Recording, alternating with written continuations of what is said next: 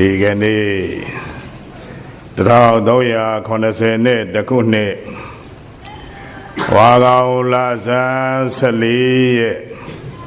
ပသိမ်မြို့ရွှေစီတီလန်းမုဂ္ဂဝိပဿနာဓမ္မရေးတာဥမှုတော်မေတို့၏ဓမ္မာယုံကြီး၌ကျင်းပပြုလုပ်အပ်သောခန္ဓာဉာဏ်ရဝိပဿနာဝါတွင်ဒိဋ္ဌံ9ရက်စခန်းဒုတိယပတ်6ရက်မြောက်သောနေ့နန္ဒခင်းမှာဝိပဿနာမြတ်တရားတွေကိုမှတ်သားနာယူလျက်ကျင့်ကြံကြိုးစားပွားများအထောက်ကြကုန်သောယောဂီသူတော်စင်သူတော်ကောင်းအပေါင်းတို့အားယနေ့နန္ဒစေရနာထား၍ရှင်းမြောက်သောအဖြစ်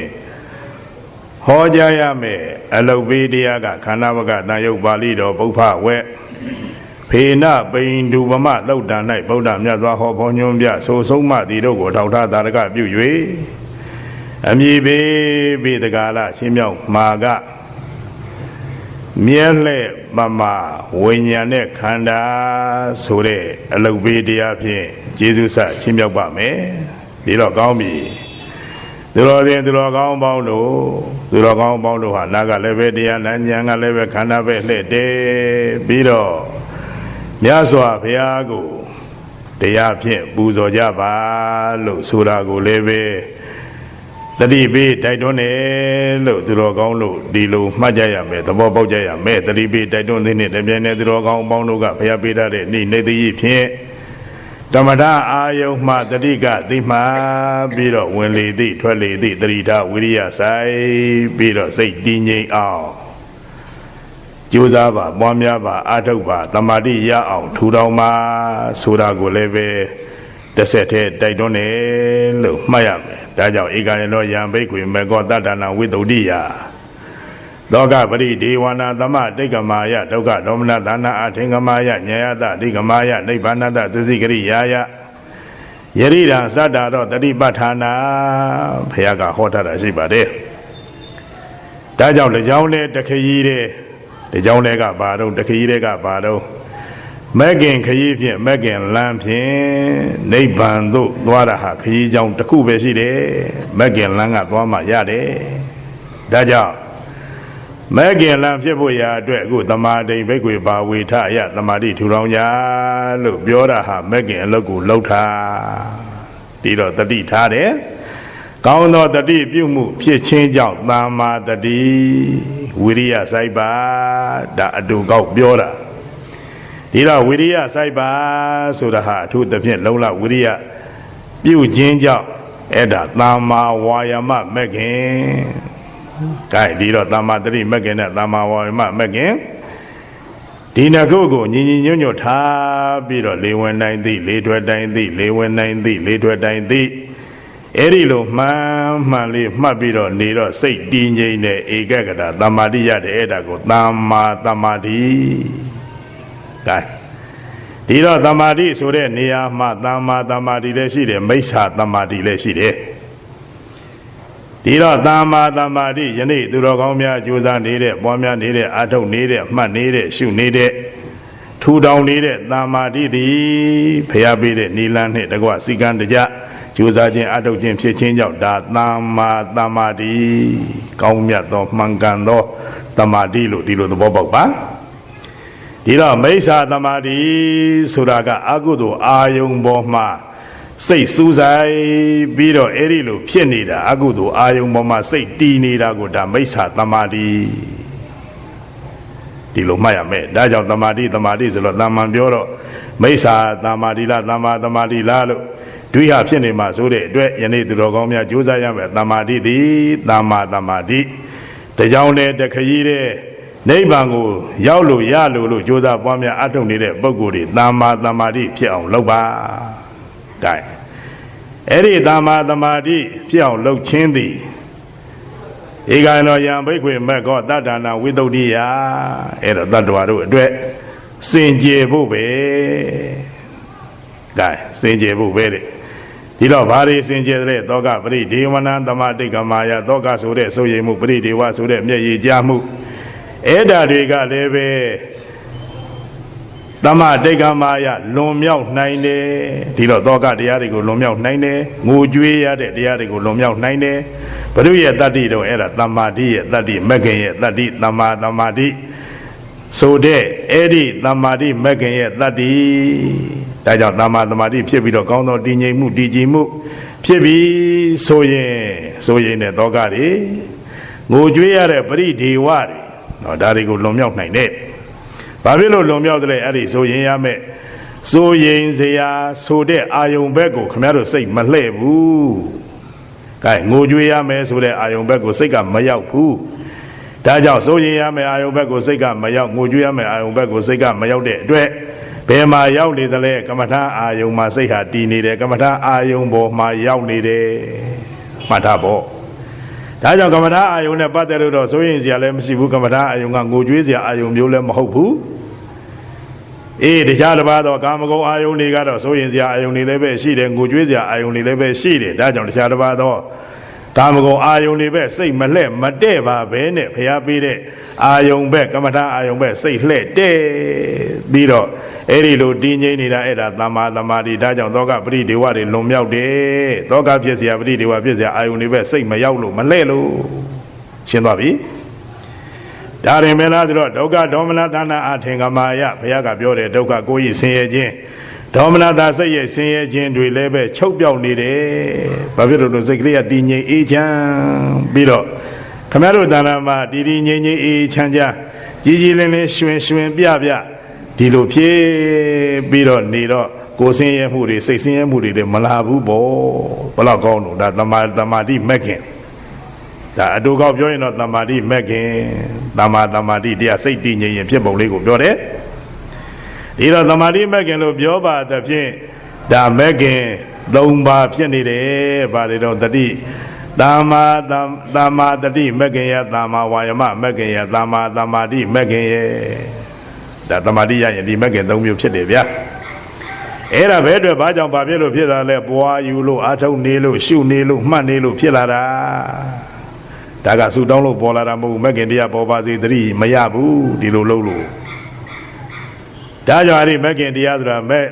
မက်ကဆိုတာဓမ္မတို့လမ်းအဲ့ဒီလမ်းခရီးလမ်းကောင်းလမ်းမှန်ကဲဘယ်သွားဖို့လမ်းလဲနိဗ္ဗာန်သွားဖို့လမ်း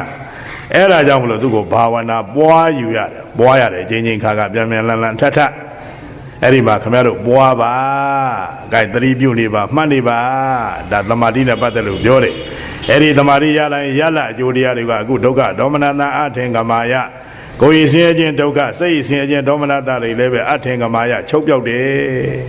ချုပ်ပြောက်နေတယ်တဲ့ကိုယ်ဆင်းရဲစိတ်ဆင်းရဲတွေမလာဘူးပေါ့ဘာဖြစ်လို့စိတ်ကကြည်လင်ချမ်းသာပြီးတော့နေတာကိုကာဒီလိုဆိုတော့ဒါဖြစ်ရင်ညာယတအဓိကမာယအဲ့တော့နိဗ္ဗာန်ရဖို့ရာအတွက်တော့မဲ့ညာအင်္ဂါ၈ပါးနဲ့ပြည့်စုံတဲ့မဲ့ညာအဲ့ဒီအင်္ဂါ၈ပါးနဲ့ပြည့်စုံတဲ့မဲ့ညာသည်သာလေနိဗ္ဗာန်ကိုအာရုံပြုနိုင်တယ်ဒါကြောင့်အဲ့ဒီအင်္ဂါ၈ပါးနဲ့ပြည့်စုံရာအတွက်အင်္ဂါ၈ပါးနဲ့ပြည့်စုံတဲ့မဲ့ညာရဖို့ရာအတွက်ယခုသူတော်ကောင်းတို့ကြိုးစားနေတဲ့ဝင်လေသည့်ထွက်လေသည့်တမာတိလုပ်ငန်းသည်အဲ့ဒါအခြေခံလည်းဖြစ်တယ်အကြောင်းတရားလည်းဖြစ်တယ်ဒါကြောင့်ညာယတအဓိကမာယမဲ့ညာရဖို့အကြောင်းလည်းဖြစ်တယ်အင်္ဂါ၈ပါးနဲ့ပြည့်စုံတဲ့ညာတို့ညာများရဖို့အကြောင်းတရားလည်းဖြစ်တယ်ဒါရင်ပဲလားနိဗ္ဗာနတသစ္စိကရိယာယခန္ဓာတွေသိမ့်ကိရိတာတွေသိမ့်ဆင်းရဲတွေငြိမ့်ပါတယ်ဆိုတဲ့အဲ့ဒီနိဗ္ဗာန်ကိုမျက်မှောက်ပြုဖို့ရာအတွက်လည်းပဲအခြေခံဖြစ်တယ်ဒါကြောင့်ကြိုးစားပါပေါင်းမြတ်ပါအထုပ်ပါနေတိုင်းသတိထားပါဝိရိယစိုက်ပါသမာဓိထူထောင်ပါဆိုတာကိုတရားအစမှခင်ဗျားတို့ကိုနေ့စဉ်သတိပေးရတယ်ဘာဖြစ်လို့ဒီအကျိုးတရားတွေရှိလို့ကဲဒါကြောင့်မလားဒီမှာယရိဓာသတ္တတော့တတိပဋ္ဌာနာအဲ့ဒါတတိပဋ္ဌာန်၄မျိုး၄ပါး၄ခုဒါဘုရားကပြောတယ်အခုတော့ခင်ဗျားတို့အဲ့ဒီမှာဝင်လေသည်ထွက်လေသည်ဒါသမာဓိဒီကနေခန္ဓာပဲညာလဲပြောထားပြီပဲခန္ဓာပဲညာလဲဆိုတော့အဲ့ဒီမှာဘုရားကခန္ဓာ၅ပါးကိုဥပမာ၅မျိုးနဲ့ပြောတာဥပမာ၅မျိုးနဲ့ပြောတာဖေနဘိန္ဓုပမာရူပံဝေဒနာပုပ္ပုလူပမာမရိစိကုပမာတင်ညာသင်္ခါရကရတုပမာမာယုပမေသဝိညာဏံဒေတိတာဒိဋ္ဌဗန္ဓုနာဒါခန္ဓာဝကတန်ယုပါဠိတော်ပုပ္ပဝဲဖေနဘိန္ဓုပမသုတ်တံမှာဘုရားပြောထားတယ်ဒီတော့အဲ့ဒီမှာဘ ဖေနဘိန္ဒုပမာရူပံပြောပြီးပြီရုပ်ဟာရေမြုပ်ဆိုင်နဲ့တူတယ်ဒါကြောင့်ရူပံသူတော်ကောင်းတို့တဏ္ဍာမှာရှိတဲ့ယုတ်တရားသည်ဖေနဘိန္ဒုပမာရေမြုပ်ဆိုင်နဲ့မခြားတမှုအလားတူပါပေ၏ပြောပြီးသားတရက်ဝေဒနာပုဂ္ဂိုလ်လူပမာဝေဒနာကျင်နာခံကနှိမ့်ဆက်နေတဲ့ခံစားနေရတဲ့ဝေဒနာတရားသည်ပုဂ္ဂိုလ်လူပမာရေပွက်နဲ့မခြားတမှုအလားတူပါပေ၏ဝေဒနာခန္ဓာကတော့ရေပွက်နဲ့တူတယ်လို့ဒါလည်းပဲအလုတ်ပေးခမရတို့ကိုသတိပေးတိုက်တွန်းချင်းမြောက်ကျေးဇူးဆက်ပြီးပြီမရိစီကုပမာသင်ညာမှတ်သားလေတဲ့ဆိုတဲ့သင်္ဇာနာနာလက္ခဏာရှိတဲ့သင်ညက်ခန္ဓာဟာဘာနဲ့တူတယ်လဲဆိုတော့မရိစိကုပမာတန်လျက်နဲ့မခြားတမှုအလားတူပါပေ၏ပြောပြီးပြီ။ကိုင်းဒီတော့သင်္ခါရဂရလူပမာသင်္ခါရပြုပြင်စီရင်စေစောတိုက်တွန်းနေတဲ့သင်္ခါရခန္ဓာသည်ဂရလူပမာငပြောတုံးနဲ့မခြားတမှုအလားတူပါပေ၏မနေ့ကပြောထားပြီးပြီ။ဒါကြောင့်ဒီနေ့9ရက်မြောက်တော့မာယုပမေသဝိညာဏံဝိညာဏသူတော်ကောင်းတို့တဏ္ဍာမှာရှိတဲ့အာယုံကိုသိကြံနေတတ်တဲ့အာယုံကိုညွတ်နေတတ်တဲ့အာယုံကိုသိနေတတ်တဲ့သဘောတရားရှိတဲ့ဝိညာဉ်နဲ့ခန္ဓာသည်မာယုပမေသမျက်လက်သမားနဲ့မခြားတမောလားတူပါပေ၏ဝါမျက်လက်နဲ့တူပါပေ၏ဝိညာဉ်နဲ့ခန္ဓာကတော့ဘုရားကပြောတယ်မျက်လက်နဲ့တူတယ်ကွယ်ကဲဘယ်မှာပြောတော့ဗုဒ္ဓမြတ်စွာအခါရပအယုဇ္ဇမြို့ကင်္ဂမြစ်ကန္နာသတင်းသုံးပြီးတော့နေတော်မူစဉ်မှာခန္ဓာ၅ပါးကိုဥပမာ၅မျိုးနဲ့ခန္ဓာတစ်ပါးကိုဥပမာတစ်မျိုးခန္ဓာတစ်ပါးကိုဥပမာတစ်မျိုးနဲ့ဒီလိုအစဉ်အတိုင်းဗုဒ္ဓမြတ်စွာဒီဒေသနာဒီသုတ်တံမှာဟောပါတယ်ဒါကြောင့်ဒီတော်ကောင်းတို့ကိုအဲ့ဒါအချက်ကြအကွက်ကြအနေထားအပြင်အဲ့တော့တနေ့ကိုခန္ဓာတစ်ပါးတစ်မျိုးအနေအပြင်ဟောလာခဲ့တာဒီကနေ့တော့ဘယ်ခန္ဓာအလဲကြပြီလဲဘယ်ခန္ဓာရောက်ပြီလဲဝိညာဉ်နဲ့ခန္ဓာရောက်ပြီမှတ်လိုက်ဝိညာဉ်နဲ့ခန္ဓာဆိုဒီဘာခေါ်တယ်လဲအဲ့ဒါနန္တရားမှတ်ထားအောင်ခန္ဓာ၅ပါးထဲမှာယုတ်တရားယုတ်ခန္ဓာကတစ်ပါးနာခန္ဓာက၄မျိုးနာခန္ဓာ၄မျိုးတို့တွင်၄မျိုးတို့ထဲကဝိညာဉ်နဲ့ခန္ဓာကနေ့ပြောမယ်ကဲဝေဒနာခန္ဓာတို့သင်္ညေခန္ဓာတို့သင်္ခါရခန္ဓာတို့ပြောပြီးသားအဲ့ဒီဝေဒနာခန္ဓာသင်္ညေခန္ဓာသင်္ခါရခန္ဓာဆိုတာတွေကစေတသိက်နံတရားလို့ခေါ်တယ်ဒီကနေ့ပြောမဲ့ဝိညာဉ်နဲ့ခန္ဓာကစိတ်နံတရားလို့ခေါ်သည်ရှင်းသွားပြီဒီတော့စိတ်နံတရားဒါနံတရားတို့မြည်သည်သူတော်ကောင်းတို့ကိုနေ့စဉ်လည်းပဲပြောနေပါတယ်နံတရားတို့မြည်သည်အထေတရသန္တာပုံဟံပံမပါဘူးဒါခင်ဗျားတို့ပြောတော့ပြောနေတာငါစိတ်တူတတ်တယ်နော်အဲ့ဒီပုဂ္ဂိုလ်ကစိတ်တူတတ်တယ်နော်ဒီပုဂ္ဂိုလ်တော်စိတ်ရှည်တာကွာခင်ဗျားတို့စိတ်ကိုအတူရှည်ပြောနေတာဒါတင်စားပြီးတော့ခင်ဗျားတို့ပြောနေတာပါတကယ်တမ်းကတော့စိတ်တူတယ်ဘလောက်တူတယ်လဲလို့အတိုင်းတာပမာဏပြလို့ရသလားမေးရင်မရပါဘူးစိတ်ရှည်တယ်ဘလောက်ရှည်တယ်လဲလို့အတိုင်းတာပမာဏမီတာလက်မအဲ့ဒီမှာပေကိုက်စသည်အဖြစ်ပြောရင်ရနိုင်သလားမရနိုင်ပါဘူးဒီလိုလည်းပဲတိုင်းတာလို့ရာစကောင်းနဲ့အရာမျိုးမဟုတ်ပါဘူးသဘောပေါက်ပါဒါကြောင့်ဒါဖြင့်စိတ်ဆိုတဲ့တရားတွေအထေနဲ့လားဒရနဲ့လားတန်လန်နဲ့လားပုံနဲ့လားဟန်ပါနဲ့လားမြို့ကြီးလို့ပြာကြီးလို့တောကြီးတောင်ကြီးလို့ကဲဒီလိုကောတရားဓမ္မတော့ဟုတ်ပါသလားဆိုတော့မြို့ပြပြည်ရွာတောတောင်အရာဒေသတို့လို့အဲ့ဒီလိုအထေတွေဒရတွေတန်တန်တွေပုံတွေဟန်ပါတွေဒီလိုလည်းပြောလို့မရပါဘူးဒီစိတ်နံတရားကဒါနံတရားရဲ့သဘာဝကိုပြောတယ်ကိုင်းဒီလိုဆိုတော့ဒါဖြင့်အယောင်တွေနဲ့အစင်တွေနဲ့အလင်းတွေနဲ့စိတ်ဟာဘယ်လိုအယောင်ရှိတယ်လို့ခင်ဗျားတို့ပြောရင်ကောရမလားတိတိကျကျဘာအယောင်ပဲလို့ဆိုလို့ဖြစ်သလားမဖြစ်နိုင်ပါဘူးနော်ဒီလိုလည်းပဲအယောင်ပမာဏနဲ့ပြောလို့ရာစကောင်းနဲ့အရာလည်းမဟုတ်ပါဘူးဒီတော့စိတ်တံပပတရမိရံစိတ်ဟာသူကြည့်သီးသီးတန်းတန်းဆိုရင်တော့ဖြူဖြူစင်စင်တောက်ပကြည်လင်နေတဲ့သဘောရှိတယ်ဒီလိုတော့ပြောတယ်အာယုန်နေနဲ့ရောနေတဲ့အတွက်စိတ်ဟာအဲ့ဒါနောက်ကျပြီးတော့ဒီလိုနေတာတဲ့ကဲဘာအာယုန်နေတော့ကာမဂုဏ်အာယုန်ပေါ့အဲ့တော့ကာမဂုဏ်အာယုန်ဆိုတာကဘာလဲအစင်းအတန်အနရတာအတွေ့အထိ၅မျိုးရူပယုံတတောင်ကန္နာဝရတာယုံဘုဒ္ဓဘာယုံအာယုံ၅ပါးကာမဂုဏ်တရားဒါတွေနဲ့တွေ့ကြုံဆုံးလာတဲ့အခါကျတော့လိုချင်တယ်တွေရချင်တယ်တွေမလိုချင်မှုတွေမရချင်မှုတွေနောက်ကျတဲ့စိတ်တွေဖြစ်လာတာပေါ့ကိုင်းဒီလိုဆိုတော့ဒါဖြင့်အဲ့ဒီစိတ်ဆိုတဲ့သဘောတရားဟာပါလေနန္တရားရှင်းသွားပြီ အယောင်တွေစင်းနေနဲ့ပြောမရသလိုမြို့ပြပြည်ရွာဒေသနေပယ်တောတောင်ကဲဒီလိုလည်းပဲတရတန်တန်ဟံပန်တွေနဲ့ခိုင်နှိုင်းလို့လည်းမရနိုင်ဘူးကဲဒီလိုဆိုတော့ဒါဖြင့်မရှိဘူးလားမေးရင်ရှိတယ်အေးဘယ်ဘုံဘယ်နည်းဘယ်လိုရှိသလဲအာရမဏစိန်ဒီတိစိတ်တံအဲ့တော့အာယုံကိုသိတတ်ကြံတတ်တာစိတ်မှတ်တာအဲ့တော့အာယုံကိုသိတတ်တဲ့သဘောဒီစိတ်တရားဒါကြောင့်ခင်ဗျားတို့ကိုယ်ပဲလက်တွေ့မျက်တိကြည့်ဖို့အခုနားနဲ့အတန်တွေ့တယ်တဲ့တယ်တိုက်တယ်အေးတွေ့တဲ့တိုက်တဲ့အတွက်ဘာဖြစ်သလဲကြားတယ်ဟောကြားတော့အဲ့ဒီမှာကြားတဲ့အတန်နဲ့ပတ်သက်ပြီးတော့ဘာပြောတယ်ခင်ဗျားတို့သိဒါအာယုံကိုသိတာအာယုံကိုသိတာအေးအာယုံကိုသိတာဘာတော့အဲ့ဒါစိတ်တရားမှတ်ထားအဲ့ဒီစိတ်တရားဟာခုနပြောသလိုပဲပုံသဏ္ဍာန်ဟန်ပါမပါပေမဲ့မရှိဘူးလားရှိတယ်ဘယ်လိုရှိတယ်လဲသိတဲ့သဘောနဲ့ရှိတယ်ရှင်းသွားပြီဒါလူတိုင်းခင်ဗျားတို့မှာဖြစ်နေတဲ့သဘောတရားနံသဘာဝသဘောတရားကိုဟောရတာလွယ်တော့မလွယ်ဘူးနော်ခရုစိုက်ဒီလိုမပြောပြရင်လည်းခင်ဗျားတို့ကအဲ့ဒီမှာနံတရားကိုအထည်ကြီးနဲ့လို့တရားကြီးနဲ့လို့တဏ္ဍာကြီးနဲ့လို့ဘုံလို့ဟန်ပန်လို့အတူလို့အရှိလို့စသည်အပြင်ဒီလိုထင်မြင်ယူဆရင်အေးအဲ့ဒါဒိဋ္ဌိမှတ်တာဒါကြောင့်ဘာဖြစ်တယ်လဲဝိပဿနာရှုတယ်အေးဒိဋ္ဌိအရေးကြီးတယ်အတိထဲမှာဒိဋ္ဌိကွာနေမှဒါကြောင့်ဘုရားကညာတပရိညာတိရဏပရိညာပါဟနာပရိညာသုံးမျိုးပြောထားတယ်ညာတပရိညာအသိနဲ့ဒိဋ္ဌိကွာရမယ်ဒီရဏပရိညာအလုံးလုံးရင်လည်းပဲလုံရင်နဲ့ဒိဋ္ဌိကွာရမယ်ဒီတော့မှပါဟနာပရိညာပယ်မှုနဲ့ကွာမှာ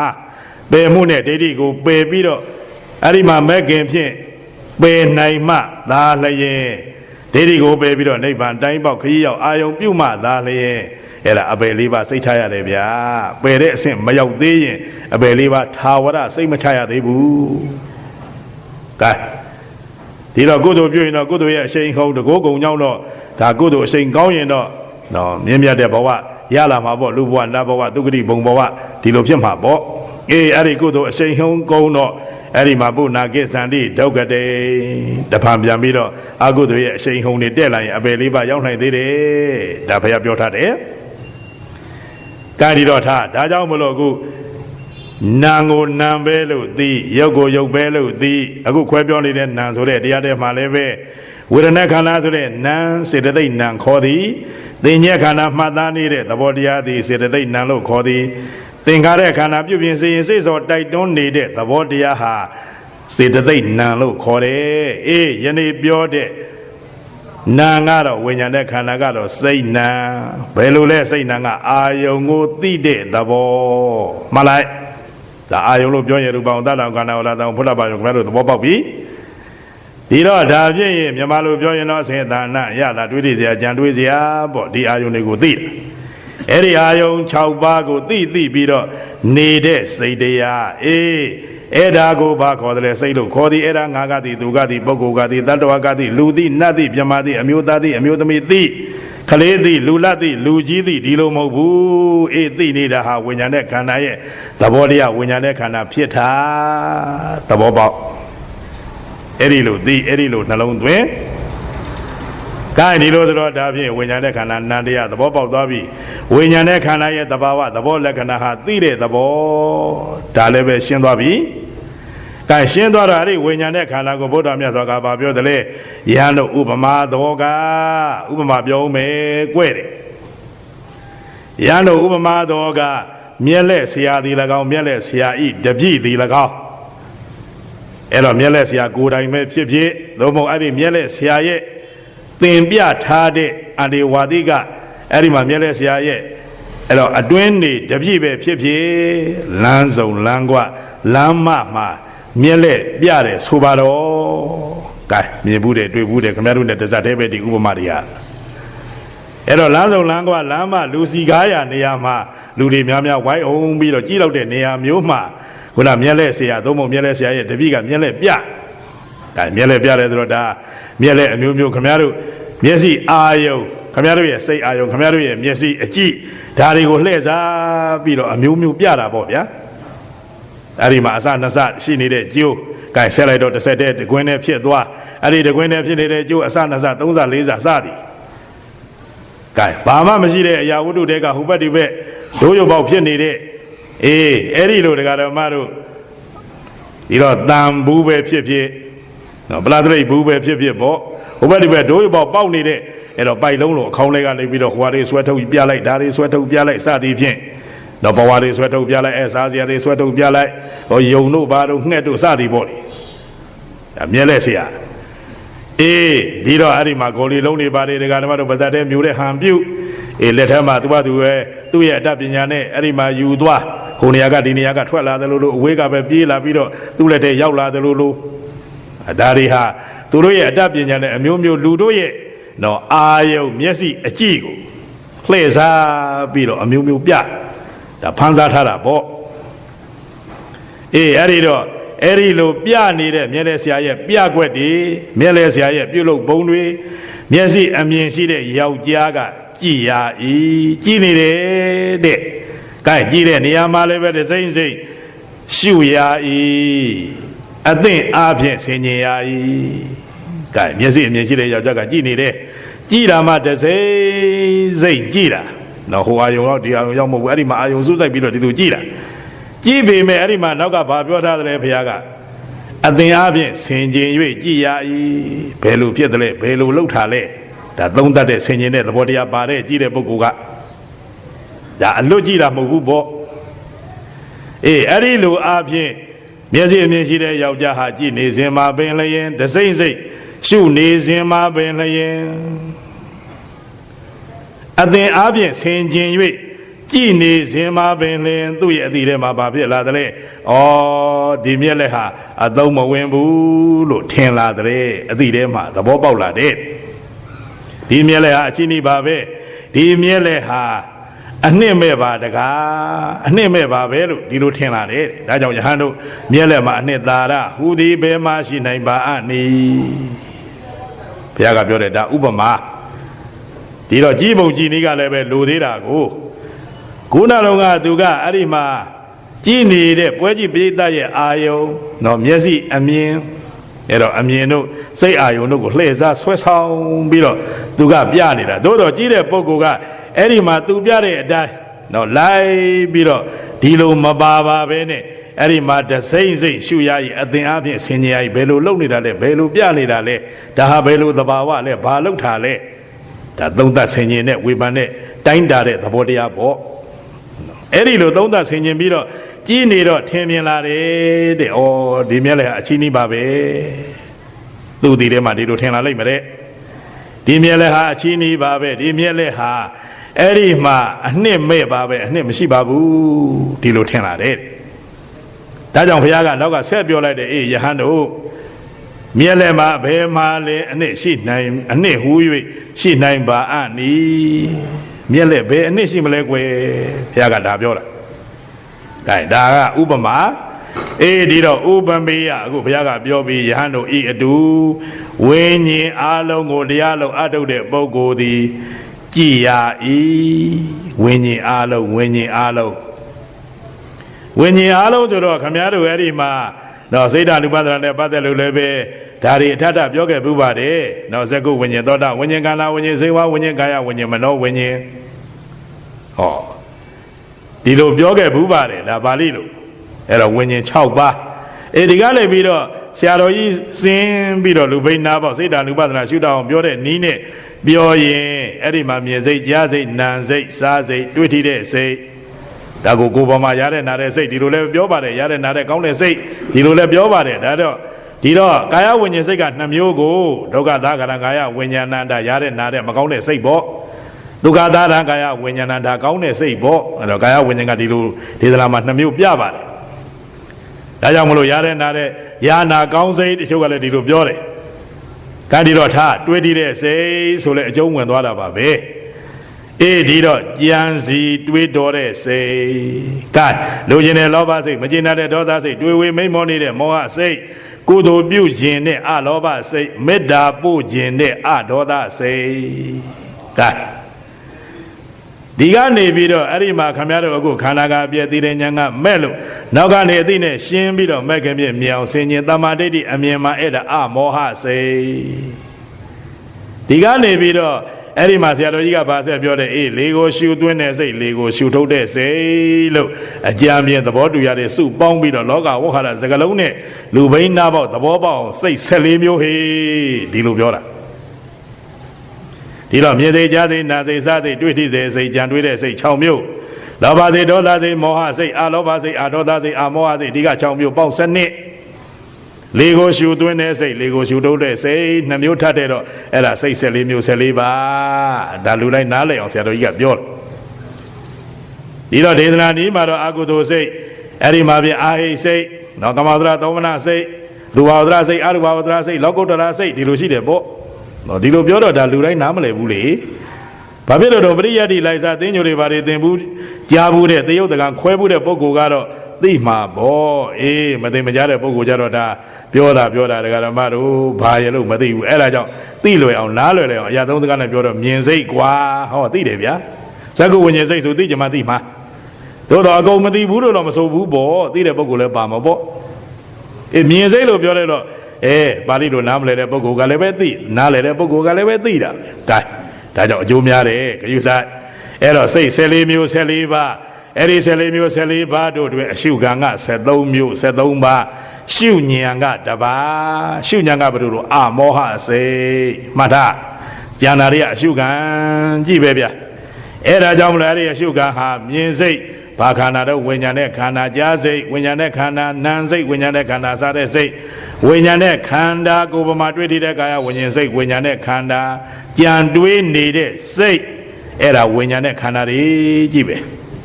ကဲဒီတော့စိတ်မှန်ရင်ဝိညာဉ်နဲ့ခန္ဓာအကြည့်ပဲဒါကြောင့်ယဟန်တို့ဤအတူဝိညာဉ်နဲ့ခန္ဓာအလုံးကိုအတိတ်နာကပြစ္ဆုတ်ပံဒီလိုလဲပါပါတယ်ဒီတော့ထားဝိညာဉ်နဲ့ခန္ဓာအလုံးကိုကဲအားလုံးကိုဆိုတော့ခင်ဗျားတို့တဏ္ဍာမှာပေါ်လာတဲ့စိတ်မှန်သမျှအားလုံးကိုဒီလိုယူလိုက်ပါပေါ်လာတဲ့စိတ်မှန်သမျှအားလုံးကိုကဲပေါ်လာတဲ့စိတ်မှန်သမျှအားလုံးကိုဘာလို့ရမလဲတရားလုံးအားထုတ်တဲ့သူတော်ကောင်းကအသိမှန်အမြင်မှန်သမ္မာဒိဋ္ဌိဖျားပေးတဲ့ဉာဏ်ဖြင့်ကြည်ရ၏ကြည်နေအဲ့ဒီဝิญဉ်ကလေးကိုစိတ်တွေကိုပြောတာဉာဏ်နဲ့ကြည်နေအသိနဲ့ကြည်နေအသိနဲ့ဆင်ញင်နေအဲ့တော့ကြည့်တဲ့အခါမှာတစိမ့်စိတ်ရှုရ၏မပြတ်မလတ်တစိမ့်စိတ်စူးစူးဆိုင်ဒီလိုကြည့်နေဘုရားကပြောနေပြီအဲ့ဒီတော့တစိမ့်စိမ့်ကြည့်ရ၏မပြတ်မလတ်အဲ့ဒီစိတ်တို့ရဲ့သဘောတရားကိုတစိမ့်စိတ်ရှုနေရ၏ကြည့်နေကြတဲ့တစိမ့်စိတ်နဲ့ဒီပေါ်မှာအာယုံစူးဆိုင်ပြီးတော့ကြည့်နေဒီတော့ကြည်ယုံနေမပြီးသေးဘူးနောက်ကဘာပြောသလဲအသင်အဖြစ်ဆင်ခြင်၍ကြည်ရ၏ဘယ်လိုဖြစ်နေသလဲလို့လဲဆင်ခြင်မှုလေးထည့်အောင်နဲ့သိကောင်းတယ်ဘုရားကအလုတ်ကိုတခါတည်းပြောတာဥပမာနဲ့ဥပမာနဲ့တခါတည်းစခတ်ပြီးတော့ပြတမာလေးတွေအမြင်မှန်အသိဉာဏ်ဖြင့်အဲ့ဒီဝိညာဉ်အားလုံးကိုယဟန်တို့ကြည်ရ၏ကြည်တဲ့နေရာမှာဘယ်လိုကြည်မလဲတစိမ့်စိတ်အာယုံစူးစူးဆိုင်ကြည်ရ၏ကြည်ပြီးတော့စူးဆိုင်ပြီးတော့ဒီတိုင်းကြီးလည်းပဲမနေနဲ့အောင်တဲ့နောက်ကအသင်အပြင်ဆင်ញင်၍ကြည်ရ၏ဘယ်လိုဖြစ်နေသလဲလို့ဒီလိုလဲဆင်ញင်မှုလေးထည့်အောင်ဒါပြောတာဆင်ញင်မှုလေးထည့်အောင်ဆိုတော့ဒါဖြင့်ကြည်ခမရတို့မှာဖြစ်နေတဲ့ဝိညာဉ်ကဲအခုဘာဖြစ်လဲသောတင်္သတတ္တိသပရိသသောတဝိညာဏသောတင်္သသူတော်ကောင်းတို့ရဲ့တဏ္ဍာမှာရှိတဲ့သောတပတ္တာဒလို့ခေါ်တဲ့နာကြည်ရုပ်ကို၎င်းတတ္တိသယရဏသုံးပါးနဲ့ဆရာသမားတို့ရဲ့ကိုယ်စားအားလုံးရဲ့အပေါ်မှာစေတနာထား၍ဟောကြားနေတဲ့တတ္တလို့ခေါ်တဲ့တရားတည်ဟူသောတန်ရုပ်ကို၎င်းပြိဿဆွဲ၍ဝါဒီနှစ်ခုကိုအကြောင်းပြု၍သောတဝိညာဏသောတဝိညာဉ်လို့ခေါ်တဲ့ကြားတဲ့စိတ်သည်ဥပ္ပေစတိလက်ငင်းချက်ချင်းယခုတရားလို့အထုတ်နေတဲ့သူတော်ကောင်းတို့ရဲ့တဏ္ဍာမှာဖြစ်နေပြီ။ကဲကြည်သားဒါတို့ချင်းချင်းလို့ရင်းပြောရင်သူတော်ကောင်းတို့ရဲ့တာမာယခုဘာဖြစ်တယ်လဲကြားတဲ့စိတ်ဖြစ်နေတယ်ဟောအဲ့ဒီကြားတဲ့စိတ်ရပါတော့ဝိညာဉ်နဲ့ခန္ဓာအဲ့ဒီဝိညာဉ်နဲ့ခန္ဓာကိုကြည်ရ၏ကြည်သမာဓိဋ္ဌိနဲ့ဘယ်လိုကြည်မလဲတစိမ့်စိမ့်ကြည်နောက်ကဘာပါသေးတယ်ဘုရားကဘာပြောထားတယ်အဲ့ဒီမှာအသင်အားဖြင့်ဆင်ခြင်ရ၏ဘယ်လိုဖြစ်နေသလဲကြည်လေကြည်တော့ဒါဖြင့်ကြားတဲ့စိတ်သည်ကြားပြီးတလုံးပြောတော့တခါကြားတယ်ကြားပြီးချုပ်ပြောက်သွားတာပဲ နောက်တစ်လုံးပြောပြန်တယ်ကြားပြန်တယ်ကြားပြီးဘာဖြစ်တုံချုပ်ပြောက်တယ်နောက်တစ်လုံးပြောပြန်တယ်ကြားတယ်ကြားပြီးတော့လည်းချုပ်ပြောက်တာပဲနောက်ထပ်ပြောတော့လည်းကြားတယ်ကြားပြီးပြက်တာပဲဒီတော့ကြားပြီးပြက်ကြားပြီးပြက်ဖြစ်ပြီးပြက်ဖြစ်ပြီးပြက်အေးအသိအပြည့်ဆင်ញင်သူကအဲ့ဒီလိုဖြစ်ပြီးပြက်နေတာကိုလည်းမြောင်ဆင်ញင်ကြည့်တာကိုဆိုလို့တဲ့ဒီလိုဆင်ញင်ပြီးတော့နေဒါပြောတာဒါဖြင့်ကြားတယ်ပျောက်သွားပြီကြားတယ်ပျောက်သွားပြန်ပြီ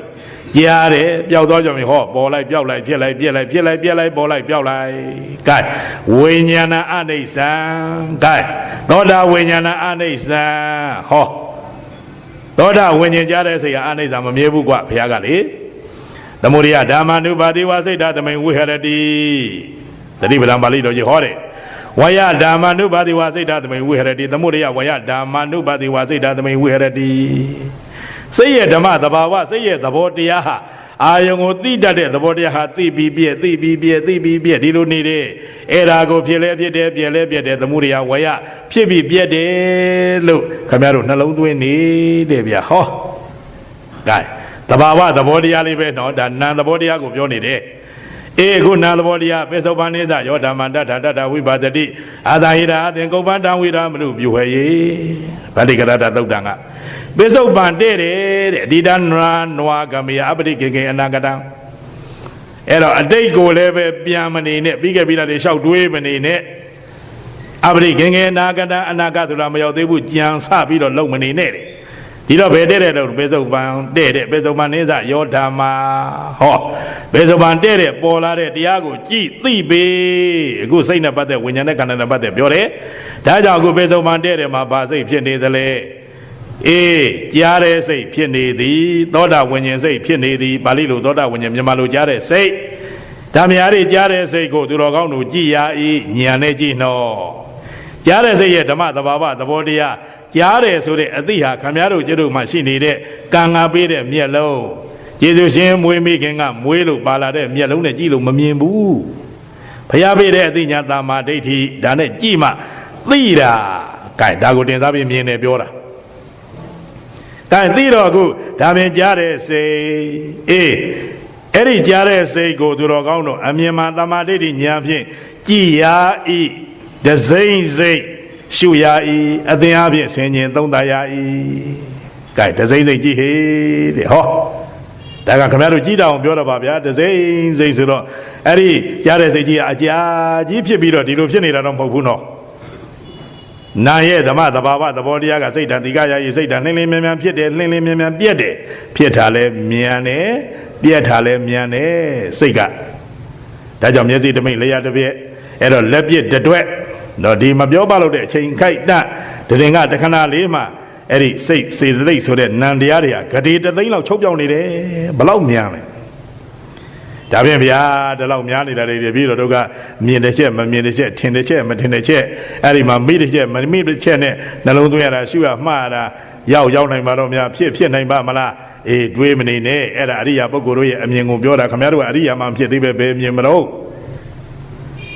ဒါကအရိယာတော်မှအရိယာတိုင်းတရားဓမ္မတို့ဒီလောက်ကြောင့်တွေ့တာမြင်တာမဟုတ်ဘူးညာအမတန်လင်းမြန်ထက်မြက်တဲ့အရှင်သာရိပုတ္တရာတို့ကိုရောမြတ်ကြီးတွေဒါဘုရားကတော့ထားပေါ့ဗျာဒါမြင်ပြီးသားပဲဘုရားဆိုတာအတုမဲ့ပုဂ္ဂိုလ်ပဲအေးအရိယာတော်မှတပိဒါသာဝကတွေထဲမှာရှင်သာရိပုတ္တရာတို့ပုဂ္ဂိုလ်ကြီးတွေအဲ့ဒီလိုမြင်တာဒါကြောင့်ခမည်းတော်ကပုထုဇဉ်ပဲအဲ့လောက်မြန်ပြီးတော့အဲ့လောက်ဖြစ်ပြီးပြက်နေတဲ့သဘောတရားပုထုဇဉ်ဘယ်မြင်နိုင်မလို့ပုထုဇဉ်အမြင်လောက်နဲ့သွားအေးအရိယာဆိုတာတကဓမ္မတို့ပုထုဇဉ်ကနေပြီးတော့အဲ့ဒီမှာကျင့်ကြံကြိုးစားပွားများအားထုတ်ပြီးတော့အဲ့ဒါအဆင့်တက်သွားတာပဲဉာဏ်မြင်ပြောင်းသွားတာပဲသဘောပေါက်ပါဒါကြောင့်တကဓမ္မတို့ယဟန္တာအေးယဟန္တာဆိုတာခိနာဇာတိပရိသန္တိနေမှုကုန်ပြီယဟန္တာမွေးဖွားတဲ့ပဲရှိမလို့ယဟန္တာဖြစ်ရင်တကဓမ္မတို့ပရိသန္တိမနေတော့ပရိသန္တိကုန်သွားပြီဒါကြောင့်ယဟန္တာမှာမက်ကိစ္စအလုံးကတစုံတရာပြုတ်ပဲကိစ္စတွေလည်းပဲမဲ့ထားရဖို့မရှိတဲ့အတွက်မက်ကိစ္စအလုံးကလုံးလပြုတ်ကြလည်းမရှိတော့ဘူးဒါကြောင့်ကရံကရဏီယနာပရာဣဒ္ဓဒါယတိပသနာတိဒီလိုပြောတာအဲ့တော့ကရံကရဏီယမက်ကိစ္စအလုံးကပြုတ်ရမရှိတော့ဘူးတဲ့ဘာဖြစ်လို့တော့မဲ့မှထရစရာမှမရှိတော့ပဲယဟန္တာဆိုတော့ gain ဒါကဓမ္မတို့ခင်ဗျားတို့ဘုဒ္ဓတာပိုင်းပြောလိုက်တာပါ gain ဒီတော့အခုဒစိမ့်စိမ့်ကြည်စိတ်ကဒစိမ့်စိမ့်ကြည်လို့ပြောတဲ့ဖြင့်အကြာကြီးတီးနေလို့လားမဟုတ်ဘူးသူဖြစ်တဲ့သဘောပေါ်မှာ နောက်ကဘာပါတယ်လဲအသင်အားဖြင့်ဆင်ခြင်ရ၏သူဖြစ်ပြီးတော့ပြက်သွားတဲ့သဘောပေါ်မှာဖြစ်ပြီးပြက်တယ်လို့အသင်အားဖြင့်ဆင်ခြင်ပြီးတော့မပြတ်မလားဒလစပေါ်လိုက်ပြောင်းလိုက်ဖြစ်လိုက်ပြက်လိုက်ပေါ်လိုက်ပြောင်းလိုက်ဖြစ်လိုက်ပြက်လိုက်အဲ့ဒါကိုကြည်နေသိနေကဲသဘောပေါက်အချိန်ကလည်းနီးလာပြီခင်ဗျားတို့အဲ့ဒါဝိညာဉ်တဲ့ခန္ဓာအားလုံးကိုလို့ပြောသဖြင့်ဘယ်စိတ်ပေါ်အကုန်ရှုကဲဒီတော့ကုသိုလ်စိတ်တွေပေါ်လာလဲရှုမေတ္တာစိတ်တွေပေါ်လာလဲရှုအကုသိုလ်စိတ်တွေဖြစ်လာလဲရှုဒါအကုသိုလ်မှလည်းလောဘစိတ်ဖြစ်လဲရှုဒေါသစိတ်ဖြစ်လဲရှုမောဟစိတ်ဖြစ်လဲရှုအကုန်ရှုရမှာဗျာအကုသိုလ်ဟာပါဟတ္တပတရားရှုမှပွားမှဒကာဓမ္မတို့ပယ်နိုင်တာဒါကြောင့်ပါဟတ္တပတရားပယ်နိုင်အောင်ကြိုးစားအကုသိုလ်တရားလုံးအထုသူတော်ကောင်းတရားတွေကြိုးစားနေမှသူတော်ကောင်းလို့လောက်ခါမှလောဘတရားတွေဒေါသတရားတွေမောဟတရားတွေမဆိုင်တာတွေဝင်လာတာကိုလို့စိတ်မငြင်းတဲ့ယောဂီအနတ္တမပိုင်ဘူးကိုကမဖြစ်ပါနဲ့လို့တားထားလို့ရတာမဟုတ်ဘူးအကြောင်းအားလျော်စွာတိုက်ဆိုင်တယ်လို့ဒကာဓမ္မတို့ဖြစ်လာတာပဲနော်အကုသိုလ်ဘက်ကိုခင်ဗျားတို့စိတ်ကလှည့်အာယုံပြုရင်အကုသိုလ်စိတ်တွေဝင်လာမှာပဲကုသိုလ်ဘက်ကိုလှည့်ရင်ဒကာဓမ္မတို့ကုသိုလ်အာယုံဘက်လှည့်ရင်ကုသိုလ်စိတ်တွေဖြစ်လာတာပဲဒါကြောင့်ကုသိုလ်စိတ်ပေါ်လာလဲရှုအကုသိုလ်စိတ်ပေါ်လာလဲရှုရှင်းရောဒါမြင်စေကြားစေနာစေစားစေတွေ့တိကြံတွေ့အကုန်လုံးရှုကဲတွေ့နေတာတွေတောနေတာတွေအကုန်ရှုပါအဲ့ဒါဝိညာဉ်နဲ့ခန္ဓာတွေပဲအဲ့တော့ရှုတဲ့အခါမှာဘုရားပြောတာလေးမမေ့နဲ့ကဲအမြင်မှန်ဖြင့်ကြည်ရ၏ဒစိမ့်စိတ်ရှုရ၏အသင်အားဖြင့်ဆင်ခြင်သုံးသပ်၍ကြည်ရ၏အသင်အားဖြင့်ဆိုတာဘယ်လိုဖြစ်နေသလဲဒီလိုတရားဓမ္မတို့သုံးသပ်ရမှာဘယ်လိုဖြစ်နေသလဲဆိုတော့အခုဒါဖြင့်ခင်ဗျားတို့ကြားတဲ့စိတ်ကဘာဖြစ်လို့ပေါ်ပြီးပြောက်ကဲပြက်တယ်ခင်ဗျားတို့နောက်ကသိနေတယ်သိတဲ့စိတ်ကတော့သိပြီးပြက်ဒီလိုသွားနေတာအရှုခံလည်းပြက်ရှုဉဏ်လည်းပြက်သင်္ကတနယ်ကိုဗျဒါသင်္ခါရနယ်ထဲမှာပဲရှိသေးတယ်သဗ္ဗေသင်္ခါရအနိစ္စဘုရားကဟောတာသင်္ခါရတရားအကုန်လုံးဟာအနိစ္စတရားတွေကွာတဲ့မမြဲဘူးပေါ်ပြီးပြောက်ပြက်နေတာပဲကိုဝိပဿနာရှုနေတယ်ဆိုတာသင်္ခါရနယ်ထဲမှာပဲရှိသေးတယ်ဒါကြောင့်သင်္ခါရတရားတွေဖြစ်ခြင်းကြောင့်အရှုခံလည်းအပြက်ရှုနေတဲ့ဉာဏ်လည်းအပြက်ကဲအပြက်ဒီကြည့်ပဲကြည့်ဒီတော့စိတ်တရားတွေကဘယ်စိတ်တရားတွေပေါ်လာအကုန်လုံးရှုနေပါဆင်ခြင်နေပါအဲ့ဒီလိုဆင်ခြင်လာတော့အဲ့ဒီလိုထင်မြင်လာတော့တစိမ့်စိတ်ရှုမှအသင်အပြင်သုံးသပ်ပြီးတော့ဖြစ်ပြီးပြက်တာကိုနှလုံးသွင်းပြီးတော့နေရင်ကဲအဲ့ဒီရှုမှတ်နေတဲ့ဆင်ခြင်နေတဲ့ကြိုးစားနေတဲ့ပွားများနေတဲ့အာထုတ်နေတဲ့သူတော်စင်တို့ရဲ့တဏ္ဍာမှာအသိတွေပြောင်းလာလိမ့်မယ်ဘယ်လိုပြောင်းမလဲဝိညာဉ်နဲ့ခန္ဓာဟာဘာမှအသုံးမဝင်ပါတကားအသုံးမဝင်ဘူးလို့မြင်လာလိမ့်မယ်ဒါခင်ဗျားတို့မြဲလဲလို့ဟိုဗျအမျိုးဟိုလိုလှည့်ပြလိုက်ဒီလိုလှည့်ပြလိုက်ခင်ဗျားတို့ရဲ့အာယုံအမြင်တွေကိုဖန်ဆာပြီးတော့မြဲလဲဆရာကပြတဲ့ကဲသူကဲအခုလည်းပဲတတ္တဝါတွေရဲ့အဲ့ဒီမှာအာယုံကိုဖန်ဆာပြီးတော့ဝိညာဉ်နဲ့ခန္ဓာကဟိုလိုပြလိုက်ဒီလိုပြလိုက်တော့ဒီလိုပြနေတာဒါကချစ်စရာခင်စရာဟိုကမုန်းစရာယွန်စရာဟိုဘက်ကနှစ်သက်စရာတွေ့တာစရာဟိုဘက်ကမြန်နိုးစရာအကုန်လုံးလှည့်ပြီးတော့အဲ့ဒီမှာပြပေးနေတယ်ဒါကြောင့်အဲ့ဒီမြဲလဲကိုမျက်စိမြင်ရှိတဲ့ပုဂ္ဂိုလ်ဟာသုံးသပ်ဆင်ခြင်တစိမ့်နဲ့ကြည့်ပြီးတော့နေတော့ဘာထင်လာလဲဘာမှအသုံးမဝင်ပါတကားဒီလိုထင်လာလိမ့်မယ်တဲ့အချင်းကြီးပဲအနှစ်မဲ့ပဲလို့အဲ့ဒီလိုမြင်တဲ့ကဲ့သို့မြင်သလိုကဲတစိမ့်ကြည့်အသင်အပြည့်ဆင်ခြင်ပြီးတော့ကြည့်အဲ့ဒီလိုကြည့်နေရင်နဲ့ခင်ဗျားတို့အဲ့ဒီဝိညာဉ်နဲ့ခန္ဓာဒီအသုံးမဝင်ပါတကားတွေ့လာလိမ့်မယ်ဘာမှသုံးလို့မရဘူးဝိညာဉ်နဲ့ခန္ဓာသဘောတရားလေးပဲနန္တရားမို့လက်နဲ့လည်းဂိုင်လို့မရဆုပ်လို့မရဖဲလို့မရတွေ့လို့မရဆွဲလို့မရလွယ်လို့မရဒီလိုဖြစ်နေတာအာကိုစရာဘာပါတယ်လဲသဘောလေးပဲခိုင်မာတာဘာတစ်ခုမှမရှိဘူးဝိညာဉ်နဲ့ခန္ဓာထဲမှာဒါကြောင့်ပေါ်လိုက်ပြောက်လိုက်ဖြစ်လိုက်ပြက်လိုက်သဘောမျှလေးဘာမှမရှိဘူးလို့တော့မယူနဲ့တော့ဒီလိုယူလို့မရဘူးသဘောရှိနေတယ်ဆိုတာတော့ခင်ဗျားတို့အကုန်လုံးလက်ခံနိုင်ရမှာပဲဘာဖြစ်တော့သိနေတဲ့သဘောဟာခင်ဗျားတို့မှာရှိနေတာပဲအခုပြောတယ်ဘာပြောတယ်လို့သိတယ်အဲ့ဒါဝိညာဉ်နဲ့ခန္ဓာရှိလို့သိနေတာကဲဝိညာဉ်ခန္ဓာမရှိလို့အဲ့ဒီဝိညာဉ်နဲ့ခန္ဓာပြက်ဒီရုပ်တုံးကြီးဟာဒကာဓမ္မတို့ထင်းတုံးကြီးသဖွယ်ဖြစ်ပြီးတော့အဲ့ဒီမှာနံတရားတွေချုပ်ပြောက်ရုပ်တရားတွေလည်းပဲယူယွင်းပြက်စီးသွားကဲအတုပအဲ့ဒီမှာသမုဒိမရဏသေသွားပြီရုပ်တုံးကြီးဘာသေးသေးဘာမှမသိတော့ဘူးဒါဥဒုဇရုပ်ပဲကြံတာကိုအဲ့တော့စေတဇရုပ်တွေကာမဇရုပ်တွေအာဟာရဇရုပ်တွေအကုန်လုံးချုပ်သွားတာပြက်သွားတာဥဒုဇရုပ်ကတော့ဒကာဓမ္မတို့အဲ့ဒီမှာဖြစ်လိုက်ပြက်လိုက်နေရတော့ပုတ်လိုက်ပွားလိုက်အရေးဖြစ်လိုက်ပိုးတော်တို့ရဲ့အစာဖြစ်လိုက်အဲ့ဒီမှာအယိုးတွေဒကာဓမ္မတို့ချင်းစီတွေဆွေးလိုက်မြေးဖြစ်လိုက်အစသည်ဒါဥဒုဇရုပ်ကတော့ အဲ့ဒါအဆက်ဆက်တက္ကရာမတို့ပေါ်လိုက်ပြောက်လိုက်ဖြစ်လိုက်ပြက်လိုက်ဒီလိုဖြစ်သွားမှာပဲဒါဒီတော့ထားဒါဖြစ်ရင်ခုနန္တရားစိတ်ကိုပြောနေတယ်ဘာသုံးဝင်တယ်လဲအေးကြည်ရင်ဖြစ်လိုက်ပြက်လိုက်ပေါ်လိုက်ပြောက်လိုက်သဘောမြဓမ္မသဘာဝသဘောတက်တာရှိတယ်ဘာသဘောလဲသမုဒိယဓမ္မာနုပါတိဝါစိတ်ဓာသမိန်ဝိဟရတိဝယဓမ္မာနုပါတိဝါစိတ်ဓာသမိန်ဝိဟရတိသမုဒိယဝယဓမ္မာနုပါတိဝါစိတ်ဓာသမိန်ဝိဟရတိလို့ဗုဒ္ဓမြတ်စွာကလမ်းညွန်ပြသဆိုဆုံးမဩဝါဒပေးထားခြင်းကြောင့်ဖြစ်တဲ့သဘောနဲ့ပြည့်တဲ့သဘောပဲရှိပါတယ်ဗျာကြည့်အဲ့တော့ဖြစ်သဘောပြည့်သဘောမှတပတ်တခြားဒီဝိညာဉ်နဲ့ခန္ဓာဆိုတဲ့စိတ်တရားမှာဘာရှိလဲဘာမှမရှိဘူးဖြစ်တာနဲ့ပြတ်တာပဲရှိတယ်အဲ့ဒီလိုသိလာတော့အဲ့ဒီမှာအသုံးမဝင်ပါတကားဝိညာဉ်နဲ့ခန္ဓာတွေရှိနေပါပဲလားအနှစ်မဲ့ကြီးပါပဲလားလို့ခမရတို့ရှုရင်းမှတ်ရင်းဆင်ခြင်ရင်းပွားများရင်းနဲ့ထင်လာလိမ့်မယ်မြင်လာလိမ့်မယ်အသိတွေပြောင်းလာလိမ့်မယ်ဘုရားကပြောထားတယ်လောက်ပါယုံကြည်စူးစူးဆိုင်ဒီဇိုင်းမှရှုပါအဲ့ဒီလိုမြင်လာထင်လာတော့ဘာဖြစ်လဲဧဝံပတံဘိက္ခွေသုဒ္ဓဝါရိယသာဝကောဒါအရိယတို့ရဲ့သာဝကအဲ့ဒီလိုထင်မြင်ပြီးတော့အဲ့ဒီလိုသဘောပေါက်အဲ့ဒီလိုညာရောက်လာရင်ဝိညာဏသမိန်ပိနိဗ္ဗိန္တတိအဲ့ဒီဝိညာဉ်လို့ခေါ်တဲ့စိတ်ပေါ်မှာညင်းငွေလာလိမ့်မယ်တဲ့ဗျဘာလို့မကောင်းမှသိသွားပြီအနှစ်သာရမပါတာသိသွားပြီအာကိုးစရာမရှိတာသိသွားပြီအနှစ်မဲ့တရားဆိုတာသိသွားပြီပေါ်လိုက်ပြောက်လိုက်ဖြစ်လိုက်ပြက်လိုက်သဘောဓမ္မသဘာဝနံတရားပဲဆိုတာသဘောပေါက်သွားပြီအဲ့ဒီလိုပေါက်သွားတော့ဝိညာဏသမိန်ပိနိဗ္ဗိန္တတိအဲ့ဒီဝိညာဉ်ပေါ်မှာညင်းငွေလာလိမ့်မယ်နိဗ္ဗိန္ဒံဝိရိဇတိညင်းငွေပါများလာတော့ဒီပေါ်မှာတတ်နှစ်သက်မှုလိုချင်မှုခင်မမှုတွေ့တာမှုမြတ်နိုးမှုတွေကင်းလာလိမ့်မယ်အားနည်းလာလိမ့်မယ်ဒါဆိုတဲ့ဝိရာဂဝိမုဇ္ဇတိအေးအဲ့ဒီရာဂတရားတွေတတ်နှစ်သက်မှုတွေကင်းပြီးတော့သိမ်းသွားလို့ရှိရင်ဝိမုဇ္ဇတိခမည်းတော်အဲ့ဒါသင်္ကတနယ်ကလွတ်သွားပြီကဲဝိမု ddha သမိဝိမု ddha မိတိညာနာဟောတိလွတ်ပေဘောလို့အဲ့ဒီတရားလို့အာထုတ်နေတဲ့ပုဂ္ဂိုလ်ဟာသင်္ကတနယ်ဒုက္ခနယ်မှာလွတ်ပေဘောဆိုတဲ့အသိဉာဏ်သူ့မှာကိုယ်ပိုင်ဖြစ်လာလိမ့်မယ်ဘုရားကဒါဒီသုတ္တမတခါလေးပြောထားပါတယ်ဒါကြောင့်နိဗ္ဗာန်ဝိရိသတိဝိရာဂဝိမု ddha ဝိမု ddha သမိဝိမု ddha မိတိညာနာဟောတိဝိမု ddha သမိလွတ်မြောက်မှု၌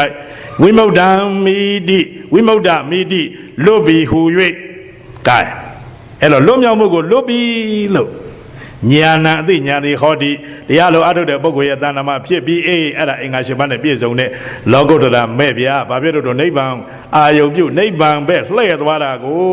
အင်္ဂါ၈ပါးပြည့်စုံတဲ့မဲ့ကဒီတော့အဲ့ဒီအင်္ဂါ၈ပါးနဲ့ပြည့်စုံတဲ့မဲ့ညာရဖို့ရာအတွက်အခုဝိညာဉ်နဲ့ခန္ဓာရဲ့သဘောဓမ္မသဘာဝကိုခင်ဗျားတို့မဲ့ခင်၅ပါးနဲ့ခန္ဓာပဲညာလှဲ့တဲပြီးတော့ကြိုးစားသမာဓိထူထောင်တော့မဲ့ခင်၃မျိုးခန္ဓာပဲညာလှဲ့တော့သမာသင်္ကပ္ပအခုမြင်အောင်ထင်အောင်စင်ခြင်းတို့အတိမှန်အမြင်မှန်ရတော့သမာဓိဋ္ဌိမဲ့ခင်၅ပါးနဲ့ပွားအဲ့ဒီလိုကြိုးစားနေရင်နိဗ္ဗာန်ဝိရိသတိကဲသူအာရိမဝိညာဏသမိပိနိဗ္ဗိန္တတိဝိညာဉ်ပေါ်မှာညင်းငွေလာလိမ့်မယ်နိဗ္ဗာန်ဝိရိသတိညင်းငွေပါများလာတော့လိုချင်နှစ်သက်တမ်းမဲ့မှုတွေအားနည်းလာလိမ့်မယ်အာရိမဝိရာဂဝိမု ddha တိလိုချင်နှစ်သက်တမ်းမဲ့မှုတွေအားနည်းလာတော့အဲ့ဒီကိလေသာကအဲ့ဒီရာဂတရားတွေကလွတ်သွားလိမ့်မယ်အသိဉာဏ်ပြောတာအဲ့ဒီလွတ်သွားပြီဆိုတော့ဝိမု ddha သမိလွတ်မြောက်မှု၌ဝိမု ddha မိတိလွတ်မြောက်ပြီးဟူ၍ဉာဏ်အသိဉာဏ်သည်ဟောဒီဖြစ်၏မဲ့ဉာဏ်ဖြစ်တယ်ဒါပြောတာအဲ့ဒါနိဗ္ဗာန်ကိုအာယုံပြုတာပဲဒါကြောင့်ဝိညာဉ်နဲ့ခန္ဓာဘာနဲ့တူတယ်လဲမျက်လက်နဲ့တူတယ်မာယုပမေသဝိညာဏဝိညာဏနဲ့ခန္ဓာသည်မာယုပမေသမျက်လက်နဲ့မခြားတမူအလားတူပါပေ၏ဒါကြောင့်မျက်လက်ဘာမှာဝိညာဉ်နဲ့ခန္ဓာလို့ဘုရားပေးတဲ့ဥပမာကိုမှီ၍သူတော်ကောင်းတို့ကိုခန္ဓာညာရောက်သဘောပေါက်အောင်ကျေးဇူးစာချီးမြှောက်လိုက်ပါတယ်ဒါကြောင့်အနှစ်သာရမရှိတာကိုမရှိမှန်သိပြီးတော့ဝိညာဉ်ရဲ့သဘောတရားတွေမမြဲတာကိုရှုကြမှတ်ကြဆင်ခြင်ကြကြိုးစားကြပွားများကြအားထုတ်ကြတော့သူတော်စင်သူတော်ကောင်းအပေါင်းတို့သည်အနှစ်သာရမဲ့မရှိတဲ့ဓမ္မသဘာဝဝိညာဉ်ရဲ့သဘောတရားကိုသိနိုင်မြင်နိုင်ပါစေဒုက္ခသစ္စာလို့ပိုင်းခြားသမုဒယသစ္စာပေတနိရောဓသစ္စာကိုကိုယ်တိုင်မျက်မှောက်ပြု၍မက္ခသစ္စာဖြင့်ဝမ်းမြောက်ဝမ်းသာအာယုံပြုခံစားဆံစားနိုင်သောမဟာသောတာပန်ပုဂ္ဂိုလ်တို့ပုဂ္ဂိုလ်မြတ်ကြီးများဖြစ်ကြပါစေလို့မေတ္တာပို့ရင်ဆုတောင်းလိုက်ရပါတယ်ဒါကြောင့်သူတော်ကောင်းပေါင်းတို့ကြိုးစားပွားများအထောက်ထားသောဘာဝနာကုသိုလ်ဘုရားကောကို30ဝန်ကြီးနေကုန်သောဝေနေယသုခိတဒုက္ခိတတ္တဝါအပေါင်းတို့အားဝမ်းမြောက်ဝမ်းသာအမျှပေး၍ ရွှင်ရွှင်ပြပြအနုမောဒနာပြုကတရားသိညာပါစို့သုတိဒီလောကတရားဘုရားတရားတော်ကျေဝိပါအတိယတိ